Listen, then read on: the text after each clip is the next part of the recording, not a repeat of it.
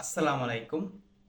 এই ভিডিওটি তাদের জন্য তৈরি করা যারা দীর্ঘমেয়াদী একটি নির্দিষ্ট পরিমাণ টাকা নিয়োগ করতে চাচ্ছে। অনেকেই আছে যারা ব্যাংকে ডিপিএস হিসেবে টাকা ডিপোজিট করে লং টাইমের জন্য। এটাকে আমি এসআইপি স্টক মার্কেটে ইনভেস্ট করার ক্ষেত্রে তুলনা করছি। আপনি প্রত্যেক মাসে বেতনের থেকে কিছু টাকা জমিয়ে সেটি শেয়ার মার্কেটে ইনভেস্ট করবেন। একটি দীর্ঘমেয়াদী সময় হোল্ড করে তার রিটার্নগুলো দেখবেন। যে পরিমাণ ডিভিডেন্ডগুলো পাবেন সেটি রিইনভেস্ট করবেন। এইভাবে যখন 5 বছর, 10 বছর অথবা 15 বছর একটি অ্যামাউন্ট আপনার শেয়ার মার্কেটে থাকবে বিভিন্ন কোম্পানিতে, এবং তার রিটার্নটা কেমন আসে সেই বিষয়টি আমি লাইভ দেখাবো। চাইলে আপনারাও আমার সাথে শুরু করতে পারেন এই বিষয়টি। তাছাড়া আমি বিশ্বাস করি এটি ফিক্সড ডিপোজিট অথবা ডিপিএস আমরা যেগুলো করি তার থেকে বেশি রিটার্ন দিবে। এবং আসলে কি শেয়ার মার্কেটে তার থেকে বেশি রিটার্ন পাওয়া যায় কিনা সেই বিষয়টিও আমি লাইভ সরাসরি আপনাদেরকে দেখাবো। আমার পোর্টফোলিও নিয়মিত আপনাদের সামনে তুলে ধরবো। তো এই মাসের জন্য আমি মূলত মার্চ মাসের জন্য আমি আজ শেয়ার কিনবো, এবং সেটি হচ্ছে স্কোয়ার ফার্মাসিউটিক্যালস লিমিটেড।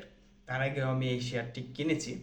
এই মাসে 10,000 টাকাও ইনভেস্ট করে রাখবো, সেটা আমি আপনাদের লাইভ স্ক্রিন রেকর্ডিংয়ের মাধ্যমে দেখাবো।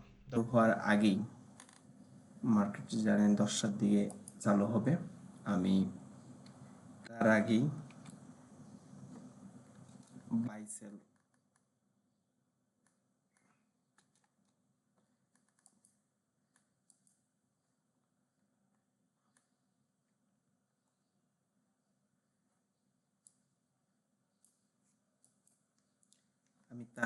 বাই অপশন দিয়ে রাখবো,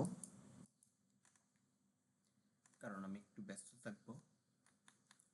আমি গতকাল মার্কেট প্রাইস যে প্রাইসে ক্লোজিং ছিল সেই প্রাইসটি আমি দিব এবং আশা করি সেই রেটে পেয়ে যাব।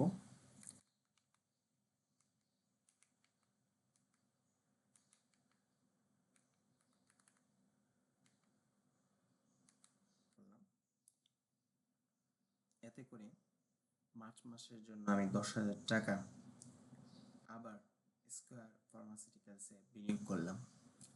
আপনারা জানেন যে এটি আমি লং টাইম হোল্ড করব, যেটা এসআইপির মতো হবে।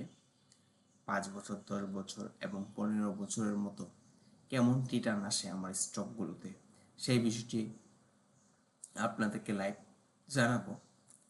আপনারা সাথে থাকুন। ধন্যবাদ।